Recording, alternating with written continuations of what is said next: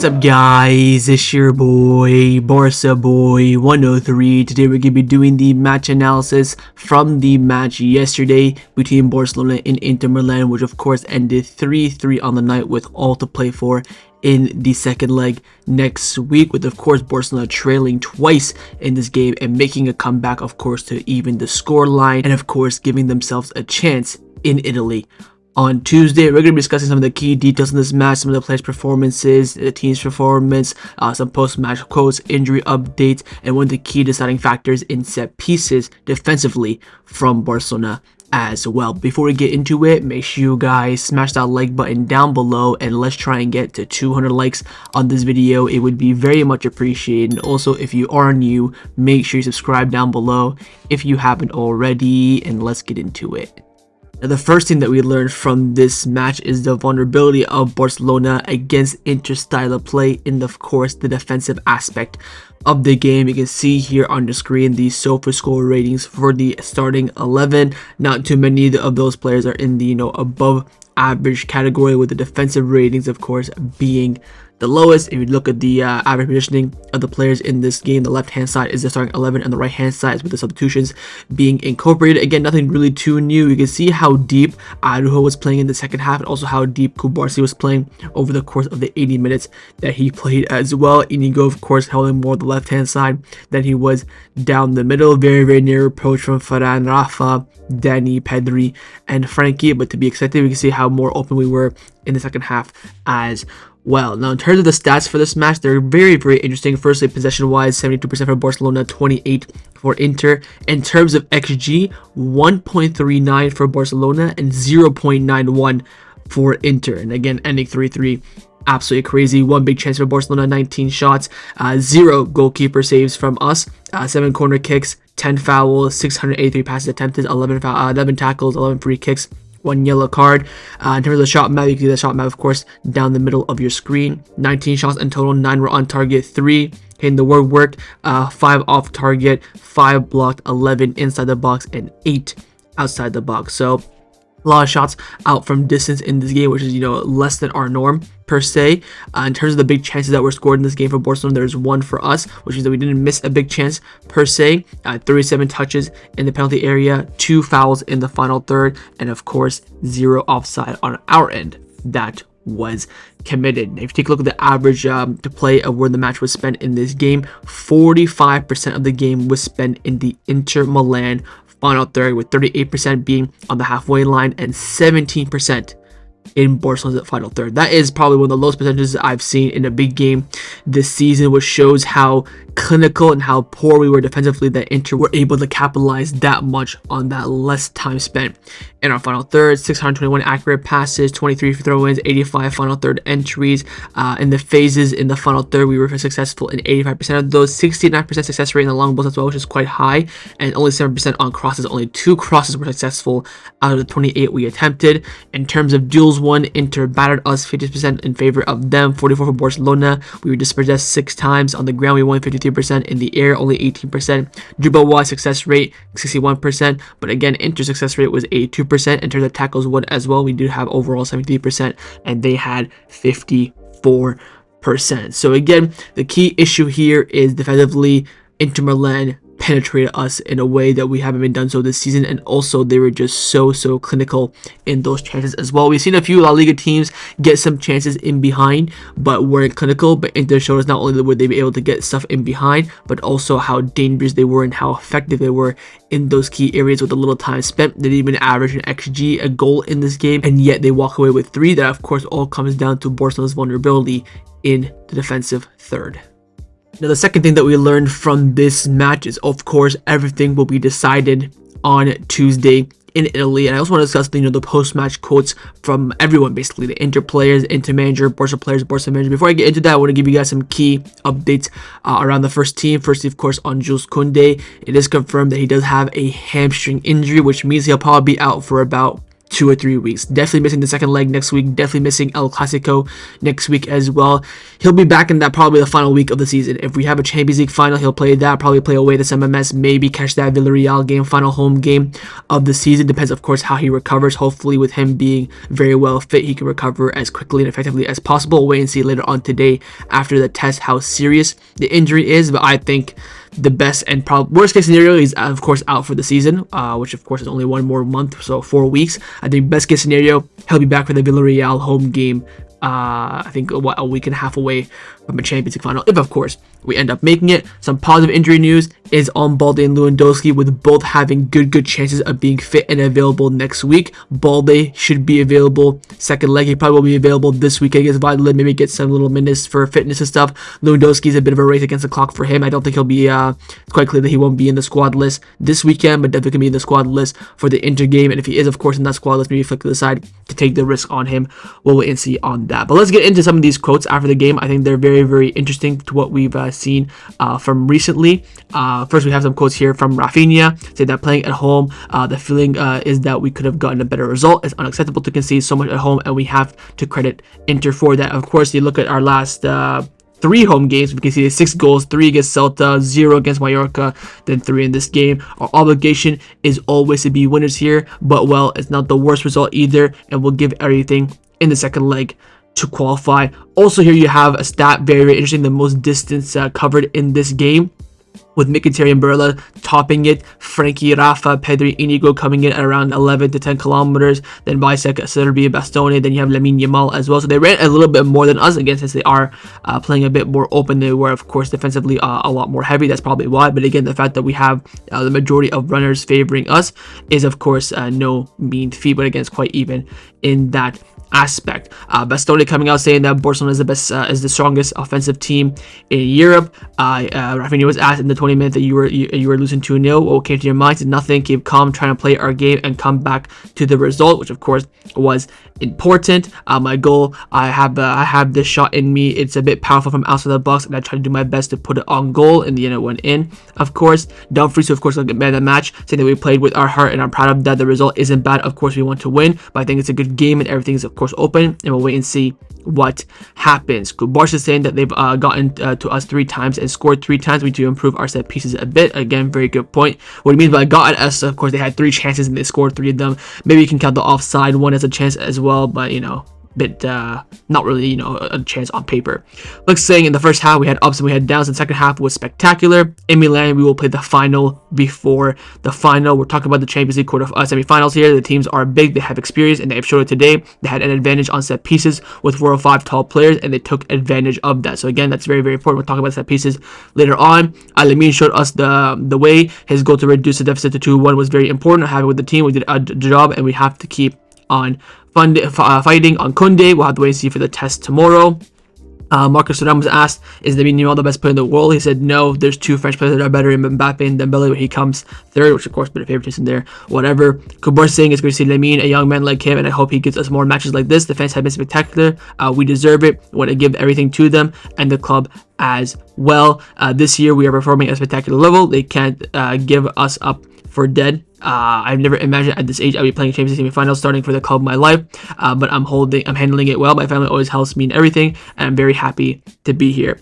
Simone Inzaghi, Inter manager. I haven't seen a player like Lamine Yamal in the last 8 or 9 years. We had to put 3 players on him. So again, he does confirm that in that second half, they had to triple man mark him to someone handle him in the game.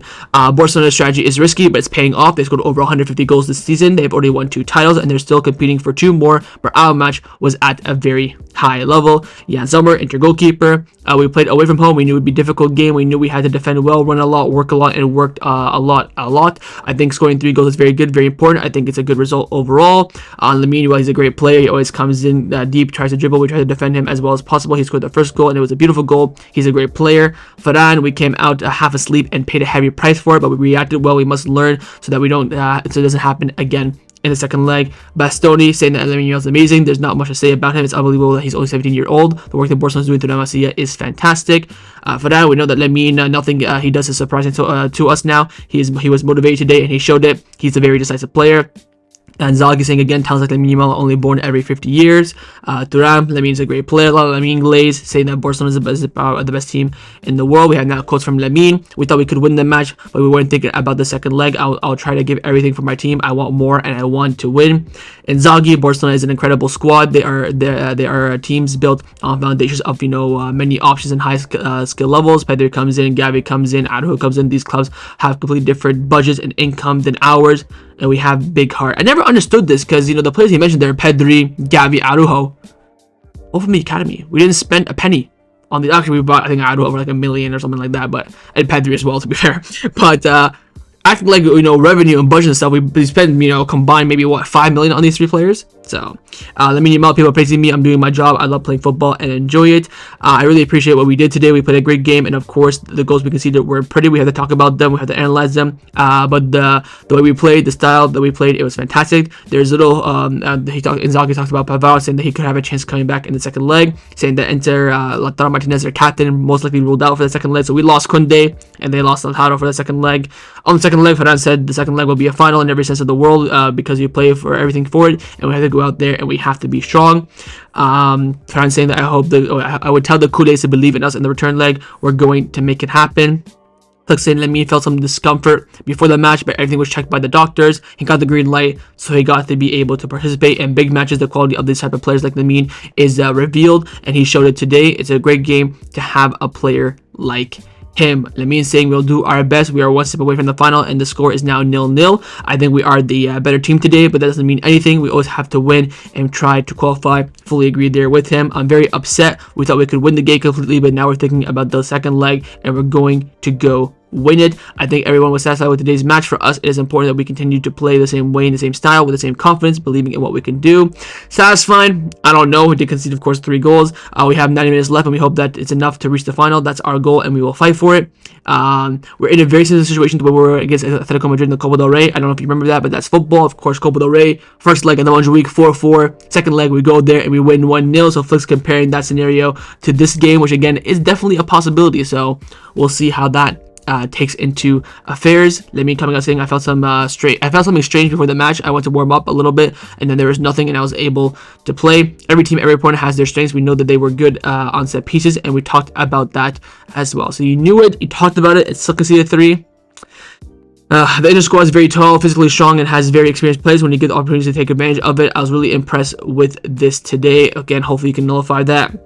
Lamine on the shot that hit the bar, he said, was it a cross? I said, no, I want to shoot it, but Franz passed the ball to me very strongly, so I went highway on it, but I wanted to shoot it. So again, it was a shot, not a cross. In the end, I think I always think about winning. For me, it's the most important thing, and we didn't achieve that, so I was a little upset, but it's over. Asked about when he took the picture, when he was holding his 100th jersey for playing 100 games, he didn't look too happy, and he was asked that, and that's why. And Zalgi saying the UCL final won't be in Munich, it'll be in Milan on Tuesday. Our fans deserve it. They already booked 75,000 tickets before the match, even watching the first leg. Even applauded after the Roma game. They're of course amazing. Flick saying it's not easy when you're playing every 3 days to practice certain things. It's also an important aspect. You can see that with Kounde's injury, it's a result of playing every 3 days. I can understand your point here, but then again, you don't have to train. If you're going to analyze set pieces and stuff, you can easily do that through, video sessions. Again, the players get paid a lot of money. I know they come to the Ciudad Sportiva Jong for Sports City for about a couple hours. Give them back longer. Again, this is crunch time of the season. I don't really like that. From Flick, I think everyone in the stadium, even those watching at home, and you saw that the team that we had played a great game. And Zalgi said that, Lamine is great. Flick said, I think he's a special player. I've said it many times before. He's a genius. To do it all at 17 is unbelievable. Lamine always does that in big games. He's there showing us how good he is. I think he enjoys these moments too. On Balde and Lewandowski, Flick did say that we will try to have them back for the second leg. Maybe they'll be back playing sooner, but we have to wait. So again, optimism there from Flick for Balde and Lua, but he also says this: in the situation, we cannot make quick decisions, so you must be careful with Balde and Robert, and when the medical staff gives the green light, just as it happened with Lamine today during warm-up, then they can play. So again, he won't rush anything, but probably should. Frenkie saying it was a beautiful match. It's always great to play the Champions League, especially in the semifinals, because both teams want to reach the final. Both teams played with their heart and effort. The tie is still there, and we will see what happens next week. On scoring 40 goals, it says it's nice because we would like to play attacking football. We like to control the game and score goals. Of course, we take some risks, but I think we also get a lot of rewards, and we keep playing like this. So that's pretty much it from the quote wise. I really want to go back to mainly the Flick one on the on the improvement, this one. So I didn't really like this too much from Flick, only because like there's so many ways to train without actually training. I understand that, of course, a lot of physical load and stuff like that, but this for me is something that Flick needs to improve on for the second leg. That yes, you don't have to train per se, but you have to tactically make the team well aware of the dangers of Inter Milan. That way we can nullify it going into Italy on Tuesday. Now, the third thing that we learned from this game is, of course, the set piece. Not issue, but more so how Inter dominated us on a few occasions. I do want to discuss it. Of course, the video is going to get copyrighted, but I don't care. We have here the first one here, the first goal, the Dumfries one. There's so many key issues for me here. First, you can see here the tactical setup. It's clearly zonal marking from Barcelona. I don't like zonal marking. I prefer to just man mark and then just hope for the best. You can see here Raphinha covering certain areas. You can see here that when Inter Milan piled their plays on the right hand side here, that Barcelona players were man marking here, but the middle one here, where Rafa's at the near post, and Kubarsi here in the center, could have done a bit better here. But look, the cross comes in. So you have here Gerard Martin and Bastoni. Of course, Bastoni is going to beat Gerard Martin to a header, which of course is poor. I expect Gerard Martin again to be a bit on the hollow side for Barcelona to be, of course, able to do that. But then again, I think Bastoni is probably the tallest player in the box. We of course didn't have Araujo on the pitch at the time. He headers it, comes in, and again it's a looping header that has no power on it. It gives so much time for Dumfries to get on it. We're not closing the channels quite well. Dumfries then hits a scissor kick. And again, I expect Szczesny to get there well. And it also goes right over the head of Raphinha as well. So if Raphinha gets that header, it's all going to be different dynamic, different perspective. And of course, the shot goes in. So many crucial errors here. And again, mainly one for me, it all starts. Firstly, I think it actually all starts from Pedri losing the ball that leads to the corner that shouldn't have taken place. But again, I think for me here, Gerard Martin is where the at fault of the goal really is, not winning that header. Again, or at least make it difficult, give the player a little bit of a shove. Now, of course, enough for a penalty, but throw him off balance a little bit. Maybe that way the header can go wide, go into a different scenario, but not closing down Dumfries here. I think Szczesny's probably come out as well. That's also another good indication that when it's looping, let me go back here a little bit. At this point here, Szczesny will probably come out and try to collect it, especially with, I think this is Inigo here, right beside Dumfries coming in short. And again, there's still enough time for it to loop. I think he should have came out. And if you're going to stay in goal, you have to remain strong. Why is he going, on his, he didn't even jump for that shot. Look at this. Doesn't even jump for it. I mean, pulls us for staying there, Szczesny. I'm not going to lie. So, I'd probably say for this goal, Martin firstly for not winning the header, Szczesny for not coming out, Szczesny for not making the save, then probably Raphinha on the line for not clearing it. But again, Inter do with it well. Again, this is their next corner. I think this is the next corner they got since, I don't think they had a corner since the one they scored. You're thinking, I'm there in the stream as well. Please don't concede this corner because it looks so obvious. So again, you look here, more and more zonal marking. You can see where Kobarsi is, where I think Frenkie here is covering the near line here. So that's fine. Araujo, how is our tallest player zonal marking? Araujo should be in this crowd behind us here where Inigo is, and the likes of the few other players. I can't really tell who they are. Why is Araujo being the one zonal marking? And the cross comes in, another in swing at the far post. Szczesny comes out, and again, if you're coming out like this as a goalkeeper, you have to commit. He comes out and then drops back and just leaves that space so open. Again, poor from Szczesny as well. I mean, why is he coming out for it? It's an in swinger. It's gonna curve out. Maybe the curve got him. I don't know, but he should not be coming out his line, especially for that kind of distance. Anyway, the cross comes in, and you can see here, I want you guys to watch before the player takes the kick here. 1 second. I want you to see the movement here on the left-hand side. See where the referee is? Look at what Dumfries does. Dumfries pulls off, I believe it was, not Frenkie de Jong. Was it maybe Fermin? But he peels off someone, maybe, not Dani Olmo, but he peels off someone here. Look, runs in behind. At this point, it's a mismatch. He has a look. Dumfries is unmarked and free. Szczesny's coming off his line. All Dumfries has to do is get to the far post and beat Dani Olmo to a header. Dani Olmo does not see Dumfries. He's looking at the ball. Not only does Dumfries has height advantage on Olmo, he also has vision advantage. Cross comes in, free header, and again, Szczesny. I mean, oh my! I didn't even realize how poor Szczesny was for this goal. Free header. It's a little bit of a P-roll of a header as well, and it goes in. It's just, again, you get beat mainly on height. But again, if Araujo is not zonal marking here and he's on maybe this back post, maybe held in that area where they were 1v1 marking, this could have been avoided. Like, it's just so poor. I also want to show you guys as well the player's reaction to when this goal came in. It's also another good angle of the goal as well. Let's actually take a look at it very quickly. Where, again, Dumfries comes, peels off the back post. wins the header. And again, Chesney should be doing much better to make that a bit difficult. But you can see the reaction of the players. You see Lamine as well, especially Olmo being the most disappointed. But you see here Pedri with the right mentality, getting the ball back and resetting the play, trying to get the team up, all sort of stuff. But these are key, crucial, not errors per se, a little bit errors, but also noticeable, adjustments that the team needs to make.